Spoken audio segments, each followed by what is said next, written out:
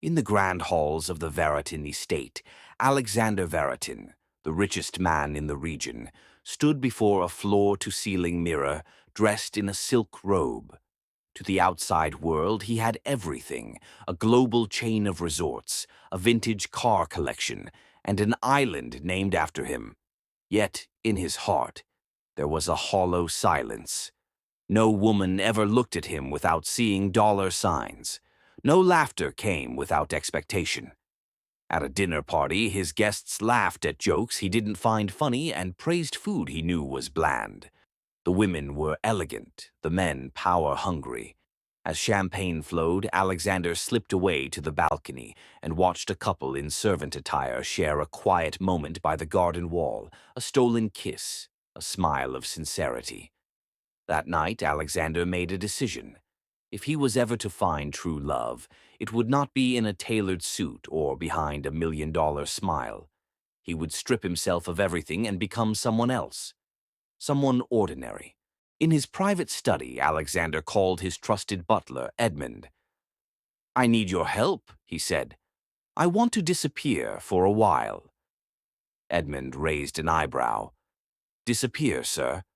Alexander explained his plan. He would disguise himself as a humble gatekeeper at his lesser-known countryside estate, Hillrose Villa. Few people knew he owned it. The staff were minimal, and it sat near a small village. "We'll say the new gatekeeper is a distant cousin of Edmund," Alexander said. "Change my appearance, alter my voice. Give me clothes that itch."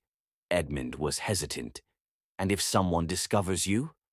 Then I'll know who really cares about Alexander Veritin, and who only wants the man behind the gate." By morning, the luxurious tycoon was gone. In his place stood Elass, a rugged, bearded man in patched trousers and a worn jacket. Edmund delivered him to Hillrose, and the world forgot Alexander Veritin for the time being. Elass arrived at Hillrose Villa under the cover of fog. The air was cooler here, scented with wild rosemary and the distant promise of rain. The gate, once gilded, now creaked with disuse. Alexander, or Elass, as he was now known, ran his hand along the ironwork and smiled. The villa itself was modest compared to his main estate, but it had charm. A single housekeeper named Martha greeted him. She was in her 60s, with a tight bun and sharp eyes. She squinted at him. "You Edmund's cousin?" she asked. "Yes, ma'am," Elass replied, lowering his voice and tipping his cap. "Name's Elass, handy with locks and gates. Just need a place to earn an honest living." Martha eyed him a second longer, then nodded. "We'll see about honest." He was shown to a small cottage near the gate. The bed was hard, the water cold, and there was no butler to polish his shoes. Elass grinned. This was exactly what he needed. That night he sat by a fire, sipping weak tea, and listened to the quiet hum of the countryside. For the first time in years, his world was still. Elass started work at sunrise, oiling the hinges of the old gate, trimming hedges and sweeping gravel paths. Hillrose had few visitors, but villagers sometimes wandered by. They greeted him kindly, though with curiosity. At the market, a young boy offered him a bag of bruised apples. "You new?" the boy asked. "Just moved in," Elass said. "Helping at the villa." An elderly woman named Mrs. Holloway warned him. "The last gatekeeper disappeared without a word, said the place was haunted." Elass only smiled. The only ghosts here were his own memories. As weeks passed, Elass became a fixture in the village. Children waved, men nodded, women glanced, but none swooned. He was no longer the richest man in the region. He was a gatekeeper, invisible, and yet oddly free. One afternoon, a girl passed by in a blue dress, humming as she carried a basket of herbs. She didn't glance at him, didn't try to impress. She just smiled as she walked by. Elass's heart stirred. "Who was that?" he asked Martha later. "That's Lila," she said. stubborn, smart, not one for foolish talk. Elias remembered the smile. He hoped she would pass by again. The next day, Elias lingered near the gate longer than usual, pretending to fix the latch. At mid-morning, he saw her again, Lila, in that same blue dress, a different basket in hand. She gave him a nod. "You're the new gatekeeper." He tipped his cap. "That I am." "You're not from around here." "No, ma'am. Came for work. Peace and quiet." Lila chuckled. "You'll find both in abundance here. Some say too much." Elias grinned. "I don't mind the quiet." She hesitated, then extended a small cloth bundle. "Here, leftover scones. My aunt insists on baking enough for an army." He took them with thanks. She walked away without waiting for praise. That night, Elias savored the scones by firelight. They were slightly burnt, imperfect. He loved every bite. He found himself thinking not about luxury or profit, but about the way Lila's hair curled in the wind and how her voice held no pretense. For the first time, he felt a longing that had nothing to do with wealth or status. The following week, Elias built a small wooden bench by the garden fence, a quiet spot near the roses shaded by an old oak. When Lila passed by again, she noticed. "Nice work," she said. "Thought it might be useful," he replied. "Sometimes people need a place to sit." She nodded, then surprised him. "Mind if I join you?" They sat in companionable silence. After a while, she pulled out a small thermos and 2 tin cups.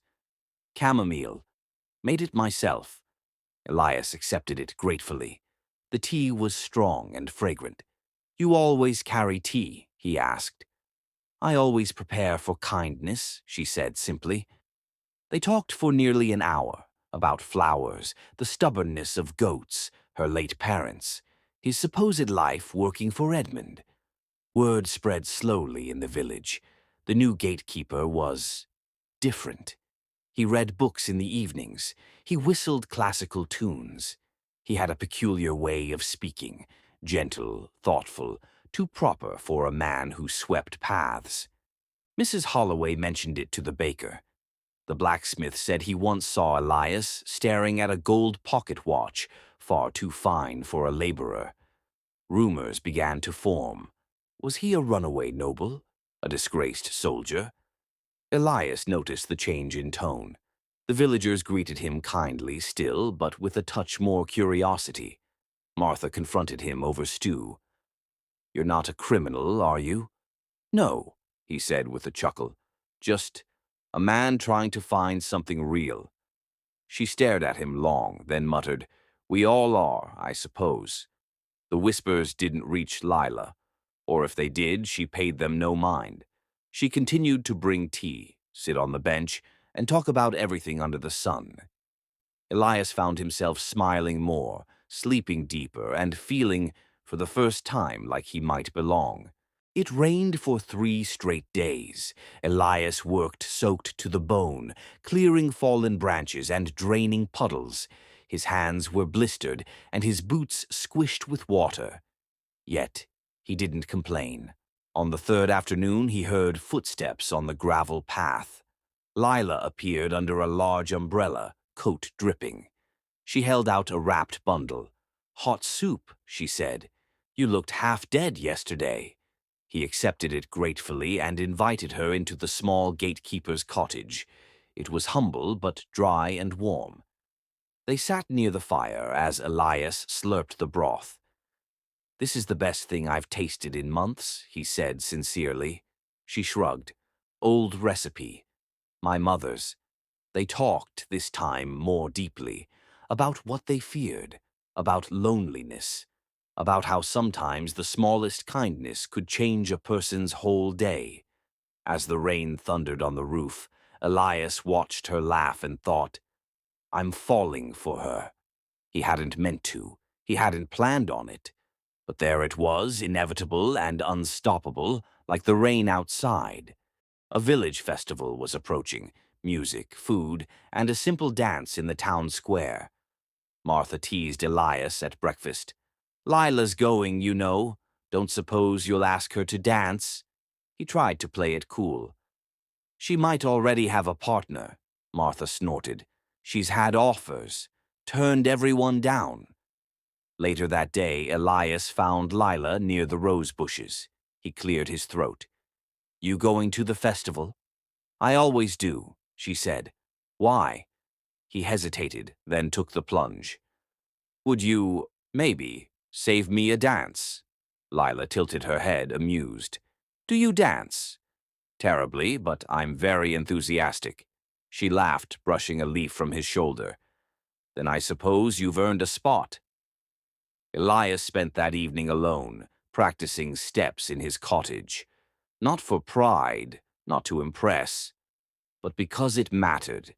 Because she mattered. And for once in his life, he wasn't trying to be perfect, just honest. The village square glowed with lanterns. Fiddlers played on a wooden stage. Children chased each other between food stalls. The air smelled of cinnamon, smoke, and roasted chestnuts. Elias arrived in his cleanest shirt. Still plain, still humble, but it felt right. Lila wore a green dress with a ribbon in her hair. When she saw him, she smiled, a smile that melted every cold corner of his soul. They danced, clumsily at first. Elias stepped on her foot. She laughed so hard she nearly fell. But they kept going, spinning and swaying until the music slowed and the stars above flickered like candles. He held her close then, her head on his shoulder. You surprise me, she whispered. How so? You make this small life feel bigger. He closed his eyes. You make this small man feel seen. The music ended. But they stayed in each other's arms just a moment longer. And in that moment Elias, once the richest man no one truly knew, felt more wealthy than ever before. One morning, Elias was reorganizing a drawer in his gatekeeper's cottage when he found an old letter tucked beneath a loose floorboard. The parchment was yellowed, the ink faded. It was addressed to Alexander Veritin. His heart paused. He hadn't expected anything of his old life to follow him here. Opening it, he read the neat handwriting of an old friend. A thank you note for a scholarship, one he'd quietly funded for a local boy years ago.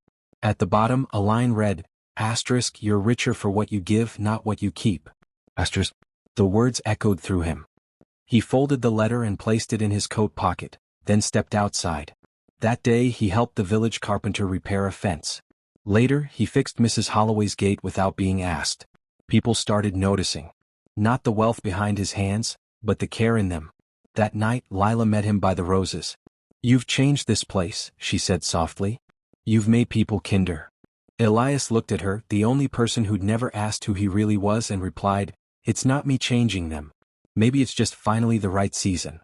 One gray afternoon, a sleek black car rolled up to Hilrosa's gate, out of place like a swan in a pond of ducks. Elias froze. Out stepped Cedric Langston, Alexander's business rival, impeccably dressed and clearly lost. Excuse me, Cedric said, eyeing the gatekeeper. I was told Veritin owns a property here. Private visit. Elias lowered his cap. Not sure what you mean, sir. This villa belongs to a trust. Cedric peered closer. You look familiar. I get that sometimes. Cedric seemed unsure but eventually drove off, muttering about wasting time on countryside nonsense. Elias exhaled only when the taillights vanished. That evening Lila noticed his unease. You okay? Just ghosts of another life, he said, managing a smile. She studied him carefully but said nothing more. The close call reminded Elias that his disguise wasn't invincible. But oddly he didn't want to return to that old world. Not yet. Maybe not ever. While walking near the orchard, Elias found a bird with a broken wing.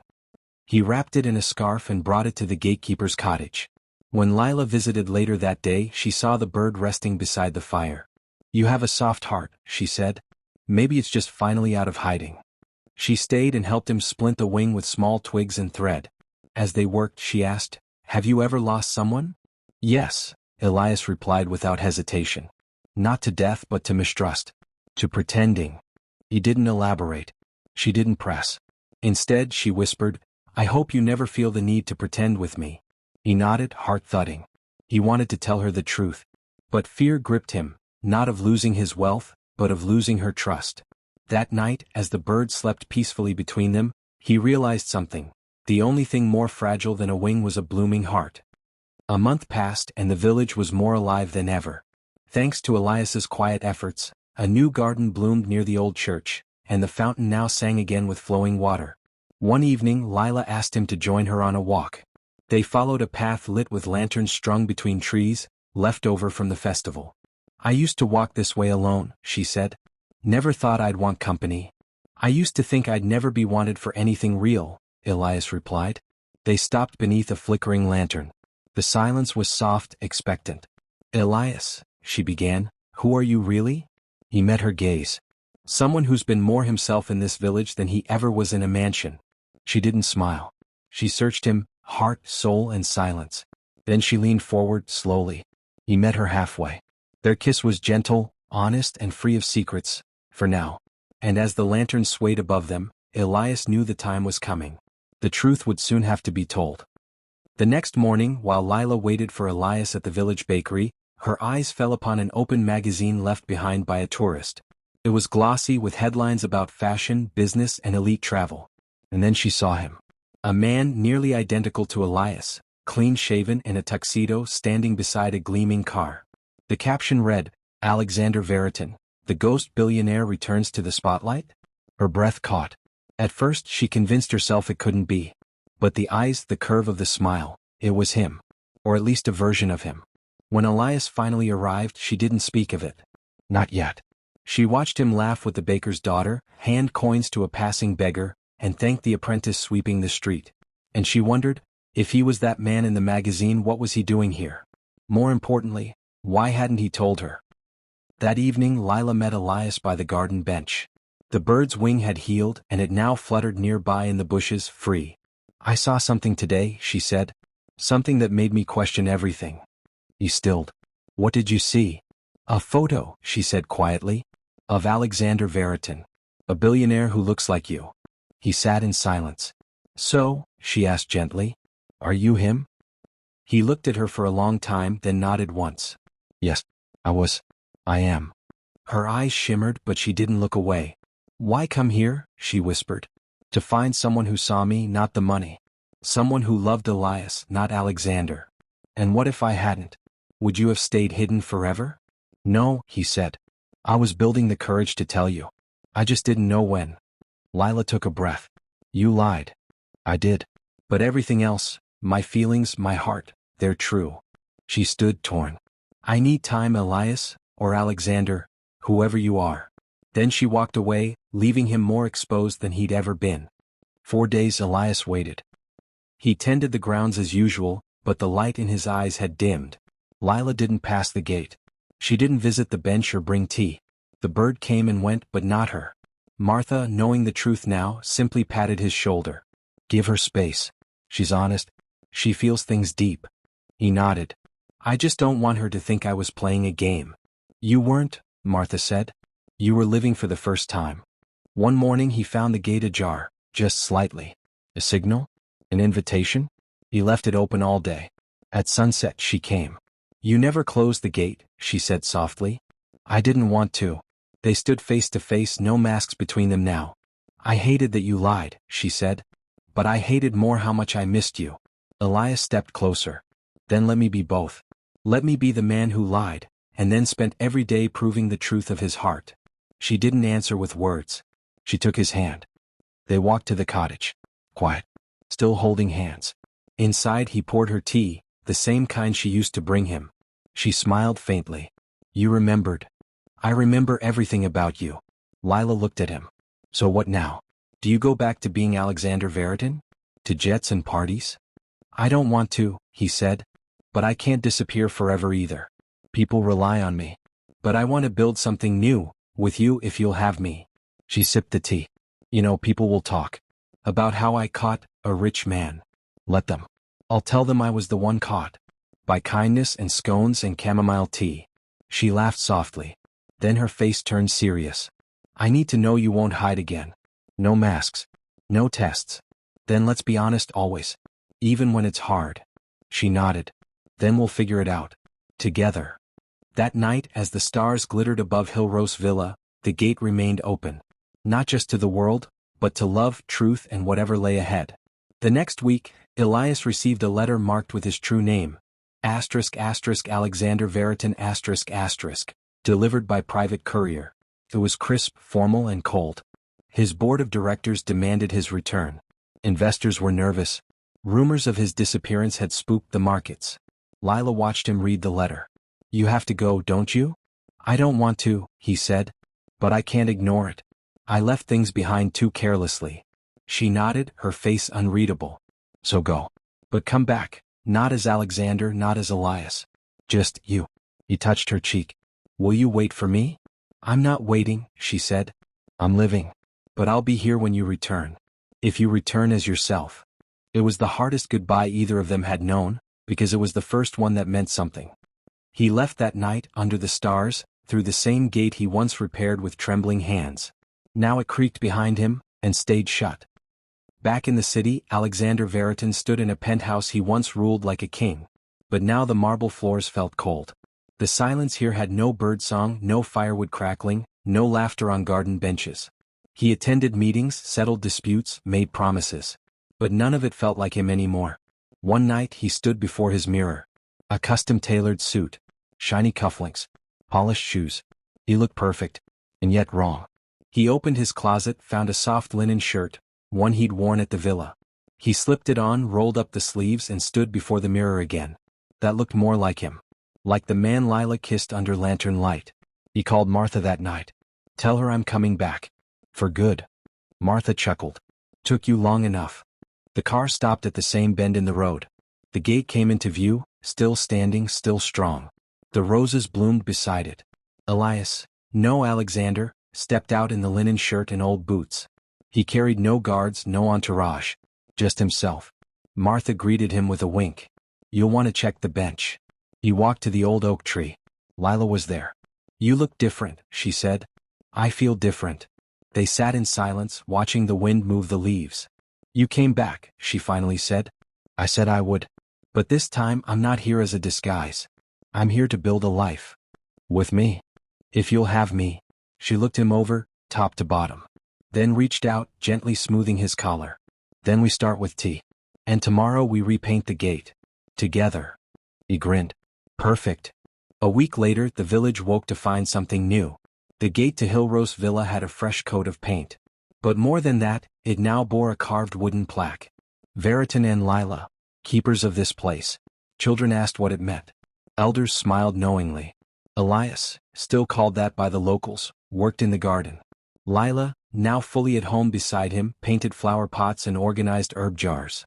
People passed by to chat, seek advice, or simply feel welcome. The villa became more than a house. It became a heart. When asked who they were, Elias simply said, "We're the keepers of the gate. And the keepers of each other." That night, as fireflies blinked across the field and the stars spun slowly above, Lila and Elias sat beneath the oak, holding hands. Not a prince and a villager. Not a billionaire and a commoner. Just two souls who found each other, beyond disguise, beyond wealth, right where love waited, at the gate. News of Alexander Veritin's return had rippled through the elite. But what no one expected was his refusal to stay. Weeks after his quiet reappearance, a sleek lawyer visited Hillrose with a proposal. A private development firm wanted to buy the entire surrounding land for luxury resorts. They offered an obscene sum, enough to make even the wealthiest pause. Elias stood at the gate holding the documents. Lila stood beside him. "You could triple your fortune," the lawyer said. "Turn this into something truly grand." Elias handed back the papers. "It's already grand. Just not the way you think." The man blinked. "You're turning it down?" "This land gave me peace. Gave me love. You can't buy that." Later Lila took his hand. "You really would give up the world for this?" He smiled. "The world never gave me you." They walked back to the cottage side by side, the village safe behind them, for now. Snow came early that year. Hillrose transformed into a painting. White rooftops, frosted trees, quiet stillness. Elias chopped firewood while Lila baked nut bread. They shared soup with the elderly and wrapped gifts for the orphans nearby. At night, they sat by the fire, wrapped in one blanket, sipping spiced tea. One evening, snowflakes drifted outside as Lila brought out a small box. Inside, a silver key. "To your gate," she said. "And to mine." Elias stared at it, deeply moved. "Does this mean?" "It means I'm yours. Officially. Completely." He stood, pulled her gently to him. Then I have something for you too. He fetched a ring. Simple, elegant, no diamonds, just a band engraved with the words, "Found at the gate." Lila laughed through her tears. "Yes," she whispered. And they danced, barefoot on the cottage floor, while snow fell silently outside, sealing their promise. A fierce windstorm tore through Hillrose. Trees bent, windows rattled, and in the chaos, the village's old gate finally gave in, splitting with a loud, heart-wrenching crack. Elias and Lila rushed to it by lantern light. "It's the wind," he said softly. "Or time." They stood staring at it. For years that gate had symbolized everything: arrival, change, love. Now broken. "Maybe it's time for something new," Lila said. The next day they worked together, Elias with his hands, Lila with her sketches. Villagers joined in too, each offering tools, wood or paint. By dusk a new gate stood. Not as tall or grand, but stronger, shaped with care, carved with vines and initials. The plaque was remounted. "Veritin and Lila, keepers still. Sometimes things break so they can be made better." One quiet afternoon, Lila found a box in the attic, filled with letters, old journals and childhood photos. Pieces of Alexander's past tucked away. She spent hours reading them. In the evening she showed one to Elias. It was a letter from his late mother. "Don't forget who you are beneath the money," it said. "Don't forget to open the gate of your heart." He read it twice, blinking away emotion. "She knew," he said. Even then. They read more together, laughing at childhood stories, sighing over old regrets. Lila kissed his forehead. "You've always been this man. You just forgot for a while." They took the letters and created a memory wall in the cottage, proof of both their histories, blending past and present. Not to escape where they came from, but to remember how far they had come. Together. Spring returned to Hillrose, bringing blooming lavender fields, golden sunlight, and a festival unlike any the village had seen. This year the villagers insisted that Elias and Lila be honored, not just for restoring the villa but for restoring the soul of the community. Colorful ribbons waved from trees. Musicians played near the fountain Elias once repaired. Lila helped organize the children's parade, while Elias grilled corn for the elderly under a handmade banner. Home is where the gate opens. During the celebration the mayor gave a short speech. "To a man who came to us as a gatekeeper, and left us with open hearts." The crowd cheered. That evening, as lanterns lit the night sky and fireworks painted colors overhead, Elias whispered to Lila, This is the kind of legacy I want. Not money. Not fame. This." Lila squeezed his hand. "Then we've already won." One quiet morning, Elias sat alone at the garden table, writing a letter. Not to Lila. Not to the board. Not even to his future children. He was writing to his past self. "Dear Alexander, you won't believe the road ahead. You'll walk away from towers of glass and into a tiny cottage with creaky floors. You'll trade power for humility, gold for truth.